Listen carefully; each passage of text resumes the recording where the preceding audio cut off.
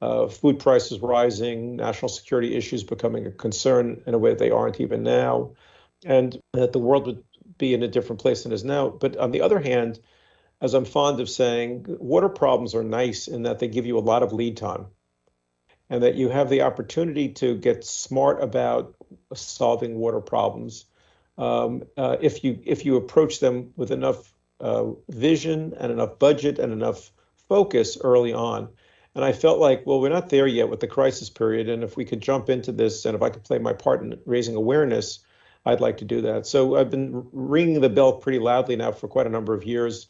Let There Be Water was a Cinderella type surprise for me. I thought it would be a book that would sell about 500 copies, but here it is many years later. It's still in print. It's out in 25 languages. I know that I know from the requests for speeches that I get almost every week that it still is not only a concerning area, but maybe a greater concerning area than ever before.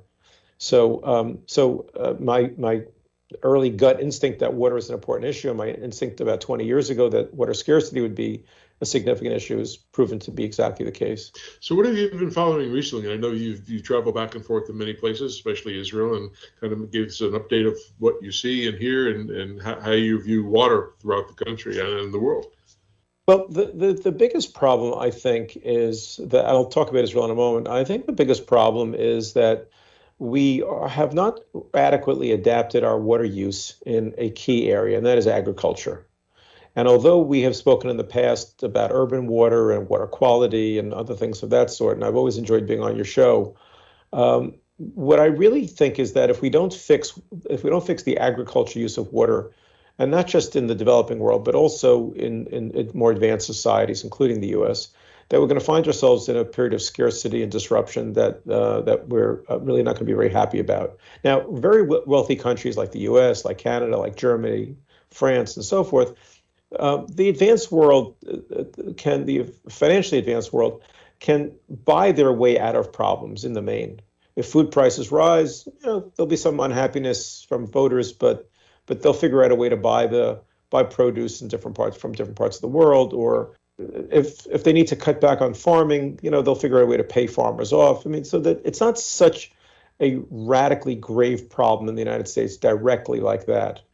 But if we don't fix water scarcity problems, what we're going to see is places that are less developed.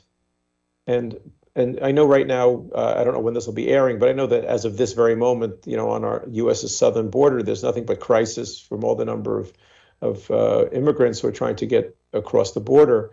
Well, imagine that number is tenfold or 100-fold. And that's not impossible to imagine. Because if South America and Latin America don't get their water story right, it doesn't matter if we can buy our way out of the cost of blueberries in the United States.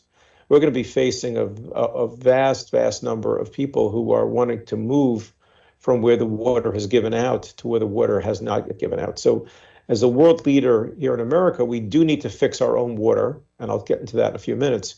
But we really just as much need to play a leadership role in getting the world to think about their water intelligently. Now, if I could just go on for another minute or so, the reality is that, as I said earlier, is agriculture is where the game has to be played. Agriculture globally eats about 70 to 75% of the fresh water around the world. Certainly that's the same in the United States. And we find ourselves in a situation where because of climate change, and because of growing population, there's less water available for agriculture. And also we need to grow more food and fiber for a growing world. And so if we are about 8 billion people globally right now, the guess is that in the next 25 to 30 years, we're going to be somewhere around 10 billion people. So that's a pretty significant increase in mouths to feed, showers to be had, and toilets to be flushed, and so forth. So there's a lot that has to be done in those intervening 20, 25 years to get ready for those new arrivals. In terms of the Israel piece, which you asked about, and I'll pause after this, Israel has long been a global center of water innovation. And I know we had a chance to talk about that my very first time on your show. It's something, I'm an American, I've lived in New York my whole life. But it's something that when you go to Israel and visit there, it's something to behold. Israel is a country that is only about 9 million odd people right now, maybe getting close to 10 million people. It's only the size of the state of New Jersey in terms of land mass. Two-thirds of that is desert. People are clustered pretty much in a coastal plain, most of the country, population-wise. And yet they have figured out a way to build their economy in a problem-solving way. And startups in all areas of tech, medical areas, medical devices, cyber technology, computers, and agriculture are, and not just those, I mean, in many, many dozens of other categories, wherever there seems to be a problem, Israelis have this can-do attitude of how do we make this better? And there's hundreds of Israeli startups in one aspect of water or another. And I've gotten, perhaps we can explore this later, I've gotten deeply involved with one of those startups, which I think has the magical solution for a change the world device. So talking about Israel for a little bit more, I understand maybe there's a bit of a personal connection for you in the recent events that have happened over there. What sort of impact has that had on your life? Well, thank you for asking. Look, I'm an American. I'm not an Israeli, but I'm Jewish. I've been in Israel many times as a visitor.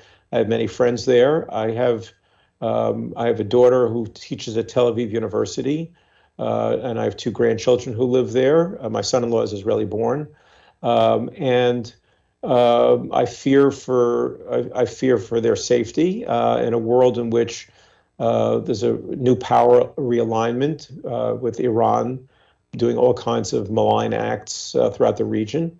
So it's something that I would be lying if I would say that I don't get up every single day thinking about, what's going on over there. Now, the current conflict that's going on is something that is just horrifying to think about. I mean, I'm not an Israeli, but as a human being, can you just imagine some thousands of people breaking through an international border and coming with the purpose of murdering and raping and robbing and not just murdering in the most grotesque ways, burning babies alive, slitting pregnant women's bellies open, decapitating people, and who and why? I mean, these are not combatants of any kind. There were elderly people. There were, as I said, children and babies, whole families. In all, about 1,200 people were murdered in a matter of a few hours by this rampage. And so, because I have been so worried, and not just because I have a daughter who lives there, she lives many miles away from where all that happened, but because of the fact that, I just think about where is society and civilization going? How can you not worry about a situation in which that kind of brutality, that kind of bestial behavior isn't universally condemned? And so, Chris, if I might say, I'm almost equally disturbed by the reaction of many what you might call elites to that attack. Whereas you would think that this is as basic as how could anybody be in favor of this? To see demonstrations where people waving the Hamas flag and chanting in support of Hamas is something that is frankly is disorienting. Here we are about 125 days from the attack, and I still can't figure out how it is that anybody could be applauding that or excusing it or denying it. So you've really touched a nerve for me in terms of that. All the more so because I've, as you mentioned, I've been back and forth to Israel many, many, many times, and I have long believed that there's a relatively easy way of solving this politically and I don't want to just put it on one side, but if only there could be a recognition that this is a place that Israel will have a state when all is said and done. I mean, I fear it's the rejectionists on the radical Islamic side and the radical Arab side that are sabotaging this. Now, which I hasten to add, I don't want to for a second suggest that there aren't people whose politics I strongly disagree with within Israel, and people who are ultra nationalist right wingers who I disagree with deeply. But But I hasten to add that just a few years ago, during the Oslo negotiations, 75 to 80% of the Israeli public was open to a major territorial compromise and the creation of a Palestinian state. And I think it is brutality like this that sabotages that possibility, at least anytime soon. You have a generation that now is so traumatized by what happened that how can they possibly imagine having something similar happening again, and with where the mass population center in the center of the country, which is adjacent to the West Bank, could be exposed this way. So, I mean, we could talk about this for hours and hours, I suspect, but my reaction to the recent events has really been tied to a shaking my head with disgust and lack of comprehension as how A, this could happen, and B, how anyone could be excusing it. It's funny. I ran on operations for my previous company around the world in several countries. And, first of all, they see an American coming and they look at me really strange, and I'm giving them orders or direction what we need to do. And I tried to explain to them, I said, whether we all like it or not, we all came from the same place. If we cut our fingers and the blood comes out, basically, we're all related to each other in this world. And I have a hard time seeing people who are very prejudiced or very angry about something and not sit down and talk and realize that we're all human beings. I don't want to see any child get killed or beheaded. There's no need for any of that stuff. I know the world's drastically changed since I was a young guy, and it scares me to death to think that things that can happen here in this country. We have a guest coming on, a couple of guests coming on, who is the former Undersecretary of Defense, one of the heads, another person who was head of the cyber group for FBI. And they're going to talk about how they're worried about hacking. There was a thing that happened a couple of weeks ago outside in Pennsylvania, where a water treatment plant got hacked by the Iranians. And we all need water to live. There's not a whole lot of it left to do. We got to use it as best as we can. And you had told us a story how Israel supplies water to even their enemies. And you know what? If we all look at each other, and it'll be the last time I talk on this, but I just want to see the world come to a better place and understand, with all the technology and things that the whole world offers, working together, we could have a great world if we wanted to, but it's going to be difficult throughout the next couple of years. So. I'll tell you something. The other part of it is leadership in non-democratic states. I'm a great believer in democracies, and obviously we in our own democracy have had our own challenges, but when you have a democracy, the theory at least is that leadership can't long endure a leadership role unless they're providing the benefits to their publics. And when the Israeli troops that recently invaded, just the last couple of days, that invaded what looks like was the stronghold of the Hamas leadership in Khan Yunis in Gaza, and they found these position papers or memos, or I don't know what you call it, in which they identify the fact that the reason they did this grievous attack against Israel was they wanted to see a reaction from Israel, and that they assumed that by Israel having not no choice, but inevitably in the course of warfare, killing civilians, that this would lead to, as it did, the hue and cry against Israel. This was part of the Hamas plan.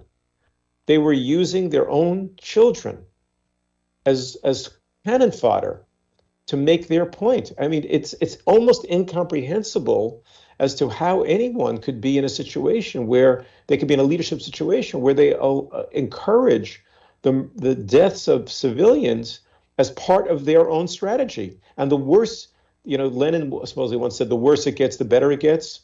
And that's sort of the mentality of these people too. The more civilians who are killed, the more that they could point their finger at Israel, and the more they could assume. And they, by the way, they assumed wrongly that the Western countries would attack Israel and make Israel pause the war. They were wrong, and I would say we're lucky about that. But Middle East stuff is, I have some expertise in this area, but perhaps we should talk about water. No, but it's a good perspective, because you go back and forth, and so do a lot of other people. I mean, our technology in our industry, which we're in the irrigation business, a lot of technologies come from Israel, and they've got some great stuff. So what do you see as some of the water trends that are happening in technologies, and what kind of impact are we going to have on global water resources and predictions? Well, let me jump into the one that I'm most excited about right now, if I may. It's a company that still is basically not well known, but I'll make a small prediction, okay? And you have me on your show every year or two or so. So I'll predict that the next time I'm on your show, if I haven't overstayed my welcome, if you'll have me back, is by the next time I'm on your show a year or so from now, the company I'm about to talk about is much better known. And in two visits from now, it's a known universally. That's how significant this technology is. The company is called N-Drip, like new drip, N-drip. And what they have done is something on the borderline of miraculous. As you know, around the world and in the US as well, a very large percentage of all irrigation is done by flood irrigation. And not to overwhelm your listeners with numbers, I'll give a couple of numbers that will shock everybody. Excuse me, around the world, about 85% of all irrigation is done by flooding. Flood irrigation, trench irrigation, one of those techniques. That's 600 million acres around the world. And we'll talk about the US in a split second. That method, I can't even call it a technology, that method dates back several thousand years to ancient Egypt, to ancient Mesopotamia, when the Nile, the Tigris, Euphrates rivers would be flooded, and they would build canals to take water off of these big rivers, and they would flood the fields with that, and they would open and close the sluice gates as needed. And we've all seen the photographs; they're very dramatic, always, of the cracked soil and such. And that's an area that was generally flooded, and then the water is taken away, and then the crops grow a little bit, and then they flood the field again. And this is done numerous times throughout the season. And then they finally harvest the field. This 5,000 years ago, that technique, that method, was fine because there weren't that many people. There was a lot of water. There was no real export industries, and so it worked. And also, they didn't have the devices that we have today and the methodologies we have today to change that. But fast forward now to today, and now we are more than 8 times larger global population. We have a much more enhanced diet. We have a global export industries, and lo and behold, and by the way, now we have historically high temperatures, climate issues, and lo and behold, we are still in the main using flood irrigation as the form of irrigation. And that is insanity. Now, about 85 years ago, center pivot gets invented. And that's around the world is about 12%. In the US, it's about half of all irrigation is done by center pivot. And that's where the big sprinkler goes round and round and round. You're flying across the US, you see those big circles in the field. Those are generally 120 to 120 acre plots that are irrigated by this sprinkler that goes overhead.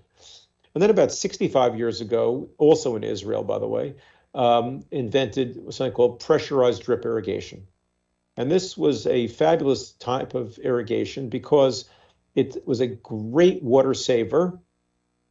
It saved about half of the water, and it produced less stressed plants, so therefore there was more yield.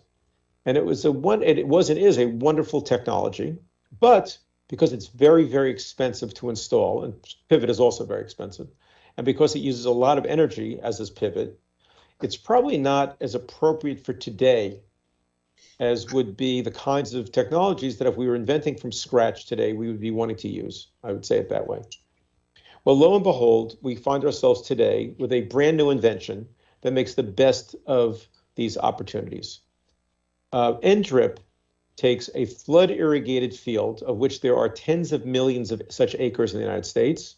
And to make the point even more precise, in the Colorado River Basin, where you have over 4 million acres that are irrigated in a place with flood irrigation, in a place that's running out of water and where Lake Mead is at risk of being below the red line where you can't produce hydroelectricity. You have a situation where you could transform all that by putting in N-Drip. And what does N-Drip do? It takes the slope of a flood irrigated field. So any acre, any field that is currently flood irrigated is ripe for N-Drip.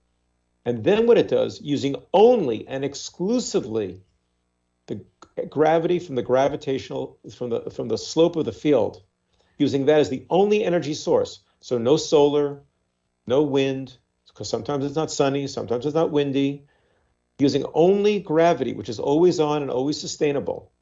This is used to propel the water across the field, and not just across the field, but 2 to 3 times longer than pressurized drip is able to do so. Now, the problem with pressurized drip today is that it's very expensive to install in the field. You either need to have electricity brought to the field, or you need to have diesel generators. And then you need to spend hundreds of dollars an acre each year to propel the water across the field. Now, for high value added crops, wine grapes, tree nuts, avocados, a handful of others, it makes perfect sense. But for row crops, for commodity crops, corn, wheat, rice, alfalfa, sugarcane, cotton, pick 30 other crops that you're familiar with, lettuce and so forth, onions, artichokes. I mean, just keep going on. About 30 other crops. It doesn't make sense financially to be using pressurized drip because it's too expensive to filter the water. You need very pure, clean water to be used in pressurized drip because it clogs very easily. And you need to propel the water. With end drip, you can use dirty, muddy water as your water source. You can use borehole water. You can use canal water. It doesn't make a difference. It doesn't need to be super clean. And you also are in a situation where you have where you have no additional energy costs. So farmers of commodity crops have this wonderful new tool that they have available to them. Policymakers and governments are worried about running out of water, so NDRIP is a winner for them. And what does the farmer get out of this? The farmer saves half of the water on average, sometimes 40%, sometimes as much as 70%, but on average 50%. The farmer's yield is increased from anywhere from 10 to 40%. Amazing. So the farm has more income. The farmer uses half as much fertilizer because this is precision irrigation. And we've learned recently that carbon emissions are cut by 50%, and methane emissions on rice and alfalfa, which are very big generators of methane. Methane is generated by those crops are reduced by between 80 and 95% using NDRIP. So this is a totally virtuous circle. Save water, increase yield, more food for a hungry world, more money for the farmer, less fertilizer, less groundwater contamination as a result, less methane, less carbon. It's a win all the way around. And so this is why you can hear the excitement in my voice. This is why I've decided to get behind this technology. I was about to write a fourth book when I learned about this technology, and I said, I'm going to take a pause from writing the book and become an evangelist for this company and this technology, because this is the solution that we need. If we can be cutting water use by approximately half in all 600 acres where water is being used recklessly, then we can completely transform the world, and to add the benefit of the methane reduction and the carbon reduction and so forth. Wow. So for our listeners, Seth, today, as we're sitting here talking, where is NDRIP already in use? It's in about 10 countries around the world right now, and it's very deeply penetrated in Arizona, throughout Arizona, thousands and thousands of acres throughout all of Arizona. It's also to some degree in also tree orchards and such. We're doing pecans in New Mexico, where we're installing now in parts of Utah, in parts of Colorado. We're very, very significantly now entering Nebraska. And because of why Nebraska is all the Ogallala Aquifer, it's all groundwater. Farmers now don't have to pump as much water. And so the energy costs drop by 70% by virtue of switching over to NDRIP, because you're not just taking half as much water, but you have to go deeper in the water table to get to that second half. So farmers are saving about 70% of their energy costs, which is a very large part of farming. We've been told by some farmers that until they found NDRIP, they were considering dropping out of fallowing some of their fields because of the energy costs. And now that they can do this in an economical way, they're now growing fields. Their fields are still fertile again. So this is very exciting. We're also entering Florida. We have several pilots in Florida, and the reason why I'm excited about Florida is that there the issue is not so much water, although water is not irrelevant, and there the issue is not so much energy. There the issue is the contamination of Lake Okeechobee and also of the Everglades. And why are they contaminated? They're contaminated because of the sugarcane crops that are over-fertilized, there's huge amount of runoff of the nitrogen, the phosphate, the potassium. It gets into the Everglades and it's choking off the plants.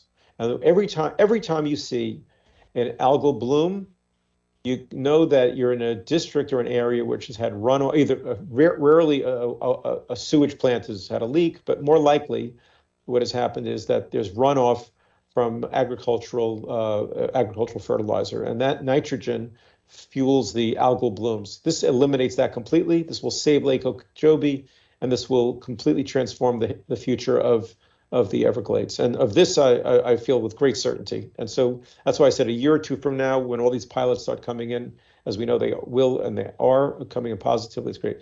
The company is also doing business in Italy, in Mexico, in Australia, in India, and about 10 countries around the world, Spain, and so forth. Chris, you have some additional questions there? Well, no, I was just I was curious as the fact, since the technology was Israeli, as I think you said, Seth, is it in use in Israel as well? Well, it is in part, and I'll tell you what I mean by that. In Israel, there is no flood irrigation. The last time they had flood irrigation in Israel was 1970 or 71. It was outlawed because they wanted to be water smart, and they insisted that farmers use other technologies to not waste water.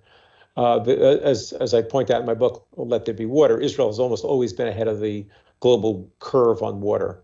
And so they were just smart about it. They said, flooding is great and citrus orchards are great, but this is dopey and we're going to hurt ourselves. So let's get rid of this flood irrigation. So in that regard, they're not using it other than in experimental fields to test NDRIP. Where they are using it is another invention of the company, which is the most fine-tuned agricultural sensor in the world. It's called the NDRIP Connect. And this, you don't have to do it with the NDRIP irrigation. You can do it with any kind of irrigation. And what it does is, it's a fascinating technology. It's a textile that is about a 1 yard long. It's a geotextile, specially invented textile. It's buried about 14 inches underneath the ground in the field, in 3 parts in a field, about 40-acre field. And it's buried before the season begins with the intention of the roots growing into the geotextile. The textile is connected to a transmitter. The transmitter is connected above the field to an antenna. The antenna goes to the cloud, and in milliseconds, in fractions of seconds, information is going from those geotextiles up to a supercomputer in Israel that is analyzing field by field. And this is thousands and thousands and thousands of fields all around the world, analyzing for them. Do they need more water or less water? Do they need more fertilizer or less fertilizer? And it sends them a real-time, 3 times a day, satellite photograph that shows them by subdivision, by the smallest subdivision of a few meters, even a few yards even. It shows them where in the field they could benefit from a little bit more irrigation or a little bit more fertilizer. So it's really a wonderful tool to saving water and saving fertilizer. But it's even more amazing because what it does is, if you're a contract farmer and you have to deliver whatever it is, tomatoes or lettuce or whatever the crop is on a specific date, as frequently happens with contract farmers, you can program this sensor 6 weeks out and say, I have to deliver the crop on this date. Guide me to either maximize the total yield, minimize the amount of water, or minimize the amount of fertilizer. So if you're in a water scarce place, you can choose to get a certain yield, but minimize your water use. If you're trying to preserve your groundwater and not contaminate it, you can reduce the amount of fertilizer. Or if you're just simply trying to get the biggest yield possible, you program it for that, and it will tell you how to get to the largest yield possible 6 weeks out from delivery. I think it's just an absolutely remarkable tool for farmers to enhance their farm incomes while also watching out for expensive inputs like fertilizer and precious inputs like water. Not a fascinating technology. It really is. And by the way, both of these were invented by the same guy. I should take a moment to pay tribute to him. His name is Professor Uri Shani. And Professor Shani is one of these, I don't know, I mean, somebody should write his biography. It's not going to be me, but somebody should write his biography. He started life living on a collective farm. He grew up around scientists and farmers. He assumed he'd be a scientist and a farmer. He, as like everyone in Israel, he did military service. He volunteered for a very elite commando unit And lo and behold, who was his bunkmate? The current Prime Minister of Israel, Benjamin Netanyahu. I mean, it's really kind of like, it's a small country, so, but even so, it's like kind of amazing. It's like that was the guy with the bunk above him. Their commander was a guy who was a prior prime minister, a guy named Ehud Barak. So it was this small unit, but obviously very, very talented people. And Uri Shani, when he got out of the military, went to university, showed his incredible gift for science, professor of soil sciences, they call it their soil physics. And Uri Shani built a great reputation throughout the country. And then he's invited to become the first head of the Israel Water Authority. And he agrees to do it only if he can shake up the whole country's water perspectives. And Israel's water miracle of today, I mean, it goes back a ways, but the really great stuff, the desalination and the high use of technology and the market forces and all the other pieces that make Israel the great water center that it is, really comes from his tenure as head of the Israel Water Authority. And then he finishes there. He does some consulting for this, that. The next thing is back at the university. And as he tells the story, he was plagued by the fact that pressurized drip irrigation had only achieved a 3% global market penetration. And he didn't understand, and he understood why, because it was expensive, but he was frustrated by that. And he was also frustrated by the fact that flood irrigation still had an 85% market share. So he set out a simple thing. He sets out he sets out to upset a technology that's been in place for 4,000, 5,000 years. Just a nice, easy afternoon thought. And the problem was the dripper and the pressurized dripper was such that he knew he couldn't use that dripper, and the dripper would have to be completely reinvented. And as he tells the story, he'd been muddling this for a long time, and he kept experimenting with one dripper after another. And then he was out, he's a big hiker. He was out on a hike, and he says it came to him like as a thunderbolt. All of a sudden, he realized that he was thinking about it the wrong way, and if he could simply reinvent the dripper from scratch, it would change everything. And he rushed back to his lab and began creating this prototype. And of course, it's like, I sometimes say it's like lots of people saw apples fall before Isaac Newton, but Newton saw the apple fall and he invents Newtonian physics. Well, Uri Shani, knew what everyone has known for thousands of years, which is that flood irrigation is a horrifically wasteful form of irrigation, and he set out to change it. And God bless the man, he did. Does Israel or any places that you've been to, do you think that the need for water storage needs to be, at least here in the United States, we're dramatically pouring water down the sewers or going back into the ocean. Water storage is going to be something that everybody needs to understand. How do you view that in the places you've been? Yeah, obviously I've traveled a lot and I've seen a lot. I have a couple of thoughts about that. Thanks for asking me about that. First of all, I think that it's hard to guess the right amount of storage capacity you need to build. And it rains a lot one year and it doesn't rain much the next year. I mean, again, I don't know when this will be aired, but today is a massive rainstorm in California, right? And you could never have imagined building a capacity to store all the water that's pouring from the sky right now. And about a year ago or 2 years ago, there was a dearth of water, and you would have had overcapacity if you had storage. So I believe that it makes sense to have water storage capacity. I think even more so, it makes sense to have systems to funnel water back into aquifers where you can, to have sort of a catch and release program where you can catch the rainwater and dribble it, percolate it, I think is the technical term, but dribble it back into the aquifer to raise the water table as much as you possibly can without utter saturation.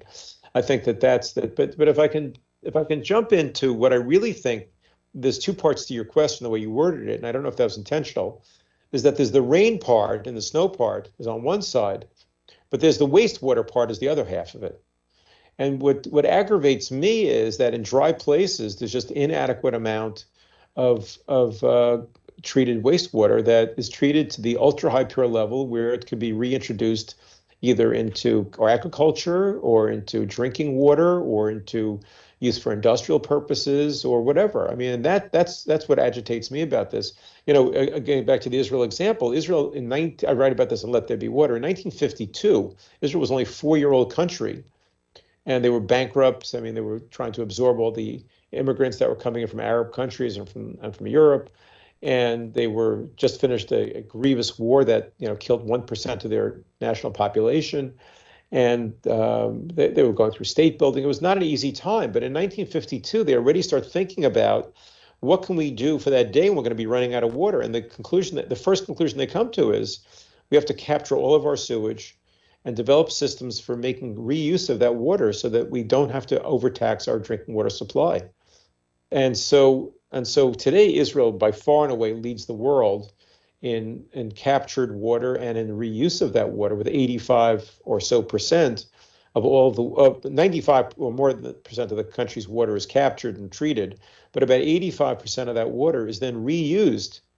And because they have a sense that psychologically people won't want to drink that water, although there's no reason they couldn't, they treat it to this ultra high pure level. They put it into a parallel national water infrastructure system, and then from there they use that water for agriculture exclusively.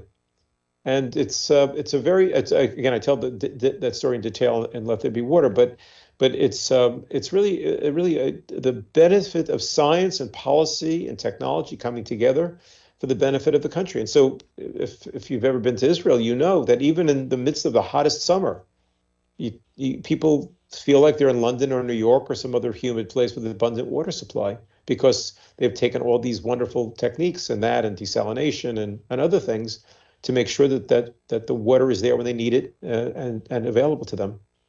Just real quick, I remember the first interview that we had a couple of years back when you told us, I might be using the wrong word here, how excuse me, how those companies mine the wastewater for paper, take the chicken fat out of the things and use it for oil and things of that sort. And I'll never forget that. And I'm just amazed at that.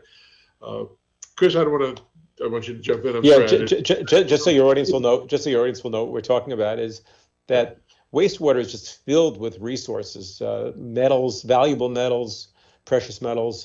It's filled with material that can be recycled and reused, like not to be gross in any way, but toilet paper is designed and invented to dissolve, but it doesn't truly dissolve. The cellulosic fiber that makes up toilet paper remains invisibly, but it remains in the wastewater.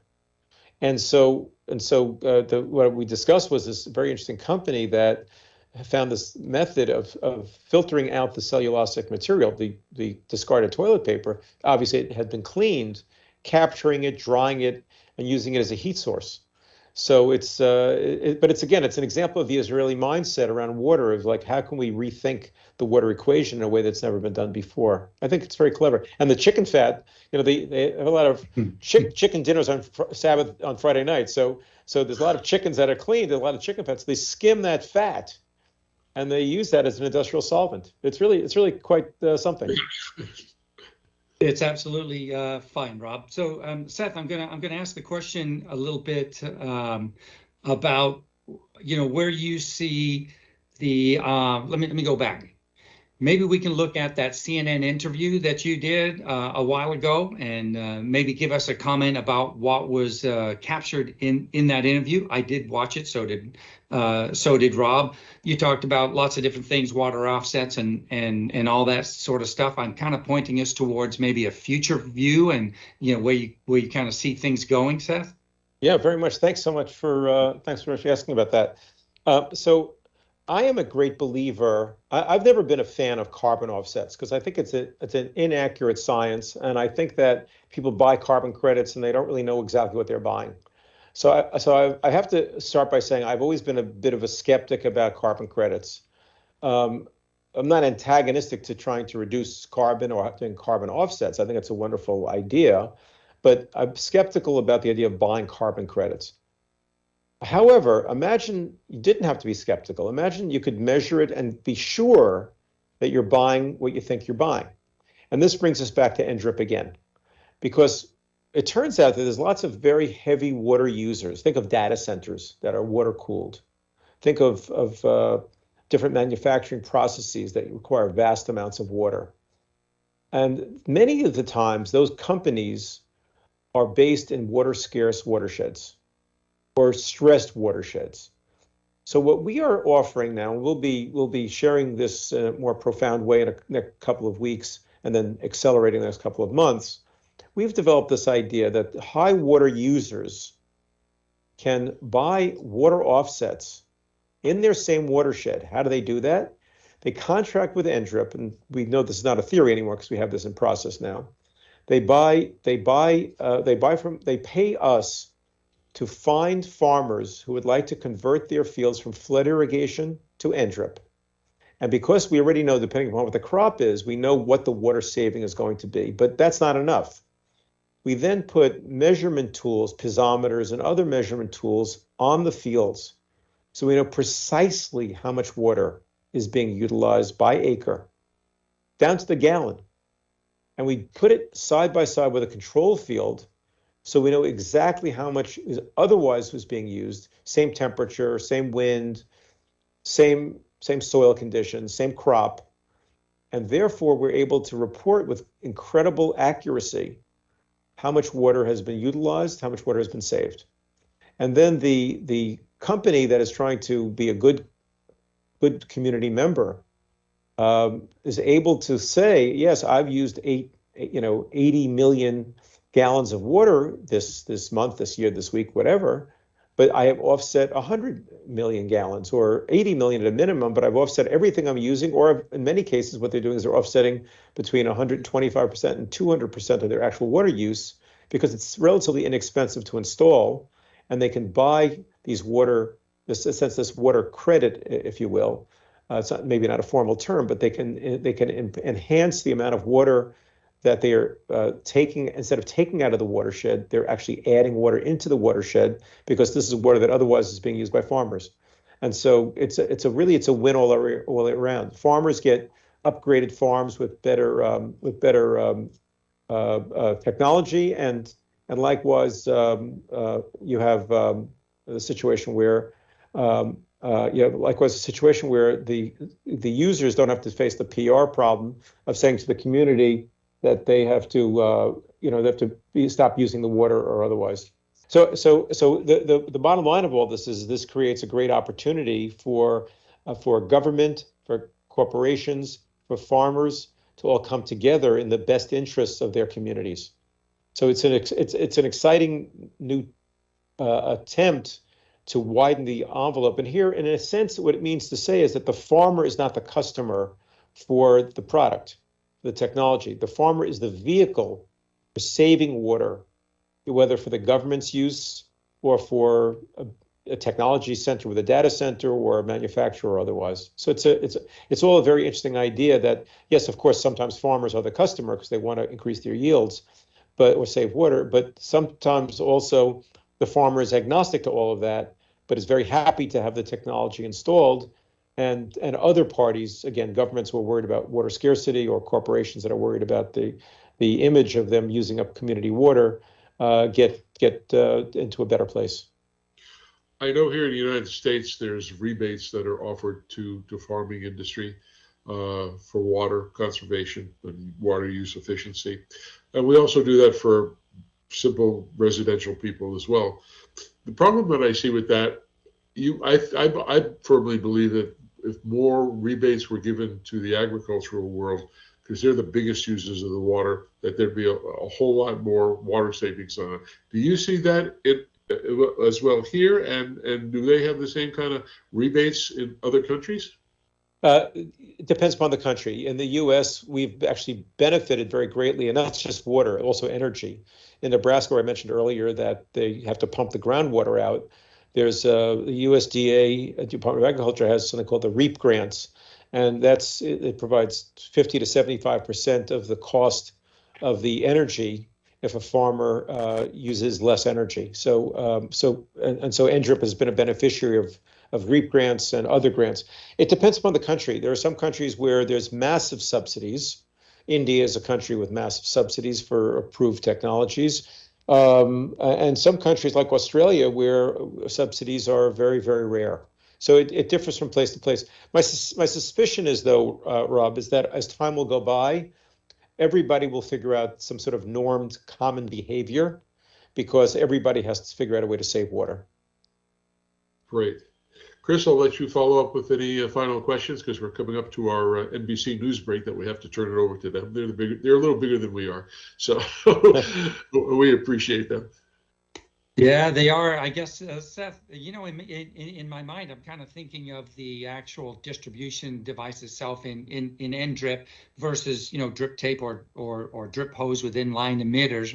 Maybe in just, kind of a 90-second brief deal, if you can, what is the point source? What is the actual outlet for NDRIP? The drip tape is almost identical in outside appearance. It's a black plastic of different thicknesses depending upon the crop and how long it's being put in the field for. But what's different is that unlike pressurized drip where you have the emitter that was invented about 65, 70 years ago, which clogs if there's particles of sand in there and which needs a lot of energy to propel it through that dripper, this is a different dripper. So that the drip tape looks identical. The way it is bound into the drip tape is not utterly dissimilar, and every about 20, depending on the crop, every 20, 22 inches or so, there's a little one of these emitters. But so for the untrained eye, I was just looking at a field, you might not notice a difference. But what's the magic is that little tiny dripper that's inside of the tape, and millions of them per field. I mean, but they're not. The other thing I suppose that's great about this, because it was invented at a time when we were thinking about recyclability, whereas old pressurized drip wasn't. It didn't exist then. We are number 2 plastic in everything we do. So our dripper and our dripper lines are all of the same kind of plastic, easily recyclable, and built to be that way. Instead of otherwise with classic pressurized drip, it's different plastic. So you have to somehow or other, you'd have to cut open all the dripper lines. You have to take all the emitters out. It's a bit of a logistical problem to get that done. Wow. Well, Seth, I could talk to you for days. I love listening to your experience on what you do, and I certainly want an update next year or a couple of months. Next year, I want to keep coming back because we love talking to you, and you have a great world insight of what's happening to water, and we do appreciate that. Well, I love being on your show, and thanks so much for having me back. I look forward to our next time together. Great. Thanks a lot. Bye.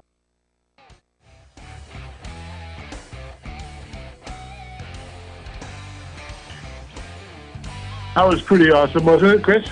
Oh, I'll tell you, man, Rob, there's no doubt you know precisely how I feel about that. You know, Seth has been on the show before. It was several years ago. And before that, I didn't really follow what he was doing. But in the years since, I have. Very exciting. I guess 2 things that stood out for me is the water offsets, the water credits, although I don't know if that's the correct term to use. But that, and then his description of how far we're behind the curve in the U.S. here. I mean, those are poignant issues to bring up. Yep. And, he personally travels. I mean, he gave up a great business. No, he made tons of money selling it, but what he put his life towards is pretty remarkable, all the things that he's been in. And he's a very honest person. He tells it like it is, and he's been going back and forth to all over Europe and Middle East and all over the country. And he knows where to go, and he knows what to do. So we appreciate him, and he's a good friend of the show. And yes, he'll be on again a couple months and get some more updates. And I know he's working on another book, so we certainly want to hear about that. Anything else new, Chris, for the last minute or so? No, not really. I just want to encourage the listeners to tune in next week. I mean, another great show coming up, right? We've got a person from Salt Lake City Department of Public Utilities coming on the show. Someone that we've been trying to recruit on the show for a while, Rob. You know that as well as I do. And and that is going to be an absolutely great show, just like this one was today. So encourage people to tune in, our listeners to tune in next week as well. Yeah, and we got some really good people coming on. Former Undersecretary of Defense and State. And we're going to talk about cyber crimes and things. And we got some people with great knowledge on it. So anyway, thank you everybody for listening in today. We'll talk to you next week. And most important thing that Chris and I always tell everybody at the end of the show, please help keep our planet blue. Yeah, if you like green, you got to have blue. So have a good weekend and stay safe. Talk to you.